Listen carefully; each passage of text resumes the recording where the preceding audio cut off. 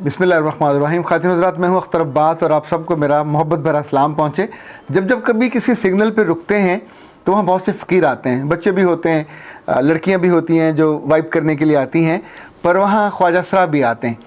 इन ख्वाजा सराओं में शायद कुछ लड़कियाँ होती हों, कुछ लड़के होते हों, पर इन्होंने बहुत ज़्यादा मेकअप किया हुआ होता है। जो उन्होंने कपड़े पहने हुए होते हैं शायद उनके पास एक ही जोड़ा होता हो, क्योंकि उनके जूते, उनके कपड़े बिल्कुल बोसीदगी की तरफ गए हुए होते हैं, पर वो एक एक के पास जाते हैं और जाके मांगते हैं। फ़कीरों के बारे में हम सब का तासुर थोड़ा ख़राब है, हमें बहुत ज़्यादा उनसे दिलचस्पी भी नहीं होती और उनसे हमदर्दी भी नहीं होती। पर मैंने एक अजीब बात देखी कि मेरी अहलिया मेरे अगर साथ बैठी हों तो वो फ़ौरी तौर पे उनके पर्स में जितने भी पैसे हों वो निकालती हैं, अपने हाथ को बंद करती हैं, और जो ख्वाजा सरा आए, आई डोंट नो उसको क्या कहना चाहिए, कोई खातून है या मर्द है, यानी क्रॉस जेंडर ही नहीं कहेंगे, तो उनको दे देती है। मैं कभी कभी हैरत का इजहार करता हूँ कि आप ऐसा क्यों करते हो, तो वो मुझसे कहती थी कि ये अल्लाह की वो मखलूक है कि जिस मिज़री में वो जीती है कोई दूसरा इंसान उसका तसव्वुर भी नहीं कर सकता। सो उनकी मिज़री को ना उनके घर वाले कम कर सकते हैं, ना सोसाइटी वाले कम कर सकते हैं। सो अगर कभी वो आते हैं तो बहुत मुमकिन है अल्लाह ताला आपको ये मौका दे रहा है कि आप उनको हेल्प आउट करके अपने लिए, यानी उनकी ज़िंदगी के वो एक दो दिन अच्छे गुजर जाएंगे, पर आपके लिए तो अजर जमा हो जाएगा। खातिन हज़रात, ये कोरोना के दिनों में जितना अजर और जितनी दुआएँ अलखिदमत के लोगों ने, लड़कों ने और इनकी टीम ने और सिराजुल हक साहब ने ली, मैं बिल्कुल चाहता हूं कि हम सब उनको ना सिर्फ शाबाश दें, क्योंकि उन्होंने कि ऐसी बात की जो इससे पहले 70 सालों में किसी पॉलिटिकल पार्टी के आदमी ने नहीं की, ना किसी दीनी या सियासी जमात के आदमी ने की। मुझे लगता है कि ये बात सिर्फ वही कह सकता है जिसके दिल में इंसानों का दर्द हो। जब सब लोग लॉकडाउन में थे, लोग घरों में बंद हैं, तो उन्होंने अपने लोगों से कहा जो पूरे मुल्क में हैं कि तुम जहाँ जहाँ लोगों को मदद देने जाओ तो वहाँ क्रॉस जेंडर के या ख्वाजा सराओं की ज़रूर मदद करो। ये बेचारे तो ज़िंदगी में पहले से ही लॉकडाउन में होते हैं। इससे पहले कि मैं इस पर बात करूँ, मेरा जी चाहता था कि एक बात इसमें और भी ऐड कर लेते। आम तौर पे जितने भी ये नेक लोग होते हैं या तंजीमों के लोग, ये दूसरों की मदद बहुत कर रहे होते हैं, लाखों का करोड़ों रुपया खर्च कर रहे होते हैं। अभी भी अलखिदमत ने और जमात इस्लामी वालों ने कोई 42-44 करोड़ रुपया तो खर्च कर दिया हुआ, यानी 2 दिन पहले तक। अल्लाह इन लोगों को हिम्मत दे, जो इन पे एतबार करते हैं उनको भी हिम्मत दे, ताकि आने वाले दिनों में ये और ज़्यादा हो। चूँकि असल जो मुझे इनकी बात पसंद आई कि ये किसी का मुकाबला, जो कंपटीशन में नहीं कर रहे, ये उनकी अपनी कन्विक्शन है। उनको खुद अच्छा लगता है कि अल्लाह के बंदों की खिदमत करें। तो मैं ये कहना चाह रहा था कि ऐसे सारे लोग जो आम इंसानों की मदद पे निकलते हैं, उन्हें जो अपने कारकुन हैं उनका भी ज़रूर ख्याल करना चाहिए। उनमें से बहुत सारे ऐसे हैं जिनके बारे में ख़ुद कुरान ये कहता है कि जो सफ़ेद पोश होते हैं पर ये मुँह से कभी नहीं कहते, और उनके बारे में उनका जो नाजिम है, उनके साथ काम करने वाले, उनको देखना चाहिए किस चीज़ पे वो आते हैं, कैसे रहते हैं। और अगर वो दिन भर, मुमकिन है वो सारा दिन भूखे प्यासे हों, घर से खा के भी ना आए हों, लेकिन चूँकि अपने काम में वो जुड़े हुए होते हैं, सो आप उनको उस तौर पे मेजर नहीं करते, उनको हेल्प आउट नहीं करते। ये ज़रूर करना चाहिए। ये एक साहब ने कराची से तस्वीरें शेयर की हैं और थोड़ा सा उन्होंने दिल का दर्द बयान किया है। मैं ये पढ़ के बेख्तियार रो पड़ा। मुझसे उस दर्द को, जो उस नीम तारीक कमरे में, जिसके बारे में लिखा है कि 5 × 7 का था और 7 वजूद वहाँ समाये हुए थे, और उनके पास अगर बैठने की जगह थी तो लेटने की जगह नहीं थी। अंधेरा था। जब ये लोग अंदर गए, ये 2-3 लोग थे, तो उन्होंने लिखा कि ताअफ़ुन से, बदबू से दिमाग फट रहा था। वहाँ सिलन थी, वहाँ बदबू थी, जिसकी वजह से मुझे उबकाई आ रही थी, पर मैंने उसको रोका। चूँकि ये ज़िंदगी में पहली दफ़ा किसी ऐसे नीम तारीक और यूँ समझे गलीज़ कमरे में गए होंगे। वो सातों के सातों हमें देख के गड़बड़ा गए। उनमें से एक के हाथ में चाय का एक गलीज़ सा कप था, जिसका वो जो थी वो भी टूटी हुई थी। उसके होंठों पे एक खसियानी सी हंसी आई। समझ में नहीं आ रहा था कि मैं बात कैसे आगाज़ करूँ। मखमसा था कि इन्हें मैं क्या कह के मुखातिब करूँ। फिर उन्होंने कहा कि मुझे जब सारी कन्फ्यूजन ज़्यादा हो गई तो मुझे ख्याल आया कि जैसे मैं लोगों को बेटा कह के बात करता हूँ, तो मैं इसको भी बेटा करके बात कर लेता हूँ। तो जब मैंने बात का आगाज़ किया तो उनका जो गुरु था ان کی طرف سے وہ بولنے لگا. اس نے کہا کہ مجھے علم ہے کہ سراج الحق صاحب نے اس طرح کی بات کہی ہے کہ جو خواجہ اسرار جہاں جہاں ہیں ان کی جا کے مدد کریں اور آپ لوگ ان سے پہنچیں.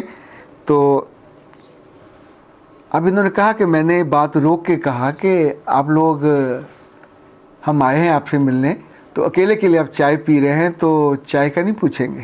تو وہ جو سگنل پہ ناچ ناچ کے, گا گا کے, منتیں کر کر کے یا بعض دفعہ بدنامی کے کام کر کے پیسے کماتے ہیں, اور اس لاک ڈاؤن میں اس کمرے میں بند تھے, ان میں سے ایک نے گلا صاف کیا اور کہا کہ ہم آپ کو یہ نہیں دے سکتے. تو انہوں نے کہا کیوں؟ اس نے کہا ہمارے پاس ایک ہی کپ ہے اور ہم ساتوں اس ایک کپ سے ایک ایک گھونٹ لیتے ہیں اور یہ یوں واپس آتا ہے, چونکہ ہمارے پاس اور کھانے کو ہے بھی کچھ نہیں. پھر انہوں نے, یہ جو الخدمت کے اور جماعت کے لوگ گئے تھے, انہوں نے ان سے کہا کہ آپ اس موقع پہ دعا کریں. ان ساتوں نے کہا نہیں, ہم کیسے دعا کریں, ہم نے نہیں کی, دعا آپ کرو, ہم پیچھے آمین کہتے. پھر انہوں نے دوپٹے اوڑھ لیے اور انہوں نے دعا شروع کی, جن کا نام طارق رحمان تھا. طارق رحمان صاحب, اللہ آپ کو اس دنیا میں بھی اجر دے اور اس دنیا میں بھی آپ کے لیے بہت بڑا گھر. آپ نے بہت تھوڑے سے لفظوں میں اس درد کو ہم تک پہنچایا ہے کہ جس درد کو ایسے سینکڑوں لوگ جھیلتے ہیں, تل تل مرتے ہیں, اور ان کو جینے میں مدد دینے والا بھی کوئی نہیں ہوتا. ایک تو یہ لوگ ویسے آئسولیٹڈ میں ہوتے ہیں, ہم ان کے بارے میں بہت برا سوچتے ہیں, ہم ان سے نفرت بھی کرتے ہیں, شاید ان کے ساتھ بات بھی نہیں کرنا چاہتے, کوئی بیٹھ کے ان کے ساتھ چائے بھی پینا نہیں چاہتا. آپ کا بڑا حوصلہ تھا کہ آپ نے ان سے چائے کا کپ مانگا, آپ کو گھونٹ نصیب نہیں ہوا, پر جو وہ زندگی گھونٹ گھونٹ کر کے پیتے ہیں جس میں ان کا کوئی قصور نہیں ہے. پر میں سوچتا ہوں کہ ان کی زندگی میں جو یہ شب و روز ہیں, جب یہ ختم ہوں گے تو میرا رب یقیناً ان کا ان کو متبادل دے گا, بہت اچھا دے گا. پر یہ زندگی جہاں ان کے لیے آزمائش ہے, کتنے ہی اور لوگوں کے لیے اپرچونٹی تو بن سکتی ہے, کتنے ہی اور لوگوں کے لیے زندگی کے دکھوں سے دوسرے کو نکالنے کی وجہ بھی تو بن سکتی ہے. ابھی یہ کرونا والی وجہ سے آپ کو خیال آیا, سراج الحق صاحب کو خیال آیا, ممکن ہے کل آپ کی وجہ سے کچھ اور اہل درد, کچھ اور اہل دل, چونکہ ہمارے ہاں سارے لوگ نفرت نہیں کرتے, سارے لوگ نفرت سے نہیں بنے ہوئے. بہت سے لوگ ایسے ہیں, کتنے آپ نے دیکھے ہیں جو اپنی گاڑیاں بھر بھر کے لوگوں پہ راشن بانٹنے نکلے, اور کوئی ان کو جانتا بھی نہیں تھا, پر ان کا رب ان کو جانتا تھا, اور وہ اپنے رب کے بندوں کو دینے. ان میں سے کسی کو بھی نام نہیں چاہیے, ان میں سے کسی کو بھی ووٹ نہیں چاہیے, ان میں سے کسی کو بھی شاید اجر بھی یہاں ان لوگوں سے نہیں چاہیے. دوبارہ پتہ نہیں ان کی ملاقات بھی ہو کہ نہ ہو, لیکن اس بہانے جب ایک چیز سامنے آئے تو پھر دل میں کہیں تو ایک پھول کھلنا چاہیے. اس پھول میں جتنے کانٹے ہوں وہ سارے درد کے ہونے چاہیے.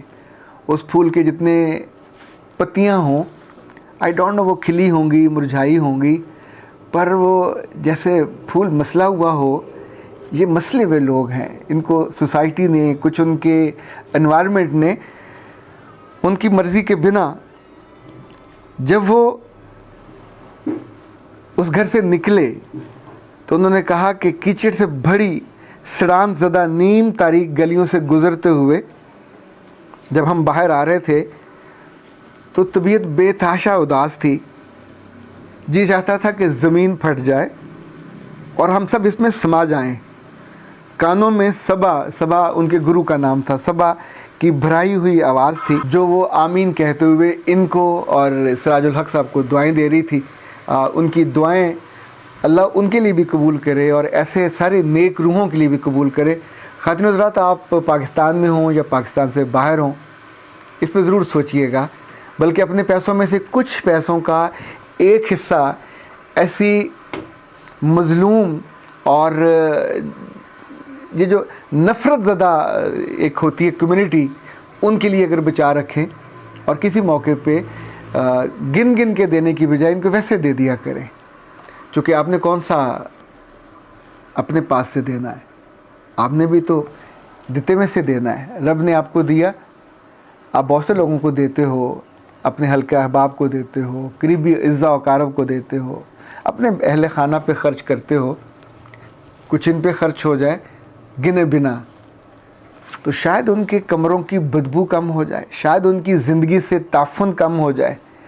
ابھی تو ہمارے ہاں ایک بہت ہی شاندار آدمی ہے جس کا نام ڈاکٹر امجد ثاقب ہے, کہ ہی از دا فرسٹ ون جنہوں نے ایسے لوگوں کا جو بڑھاپا ہے وہ, اور طوائف کا بڑھاپا اور خواجہ سرا کا بڑھاپا, یہ یعنی شاید ذلیل ترین مومنٹس ہوتے ہیں ان کی زندگی کے, کہ جن کے بارے میں آپ سوچ بھی نہیں سکتے.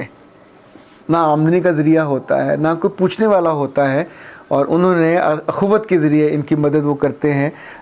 یہ جو جیل روڈ پہ ہے ادارہ فاؤنٹین ہاؤس, وہاں ان کے لیے وہ اجلاس بھی کرتے ہیں. مجھے یاد ہے ایک جو انسانی زندگی میں بہت اچھے اچھے لوگ پائے جاتے ہیں, ایک خواجہ عبدالرحیم صاحب کے بارے میں نے پڑھا کہ وہ مسجد جاتے ہوئے اپنے گھر کے قریب, ایک گھر سے قریب گزرتے گزرتے اپنے جوتے اتار لیتے تھے. ایک بار ان کے پوتے نے پوچھا کہ بابا آپ یہ جوتے کیوں اتار لیتے ہیں؟ تو وہ خاموش رہے. اس نے پھر دوبارہ پوچھا کسی اور موقع پہ, تو انہوں نے کہا بیٹا یہاں ایک طوائف رہا کرتی ہے اور اب وہ بوڑھی ہو گئی ہے, تو مجھے دل ڈرتا ہے کہ کہیں ایسا نہ ہو جب میں گزروں تو میرے جوتوں کی چاپ سے اس کے دل میں جو آس ہے وہ جاگ اٹھے کہ شاید کوئی آیا ہے. تو میں اس آس کو بھی نہیں جگانا چاہتا, اس کو تنگ نہیں کرنا چاہتا. آپ سوچئے دیٹس دا لیول آف, آپ کتنی ہمدردی کے ساتھ اور کتنی انسانی, یعنی یہ عروج ہے انسانی جذبات کا. میرا رب آپ سب کو ایسے لوگوں کے بارے میں اچھا سوچنے کا اور انہیں تھوڑا ہیلپ آؤٹ کرنے کا موقع دے, سعادت دے. اختر عباس کو اجازت دیجیے. السلام علیکم ورحمۃ اللہ.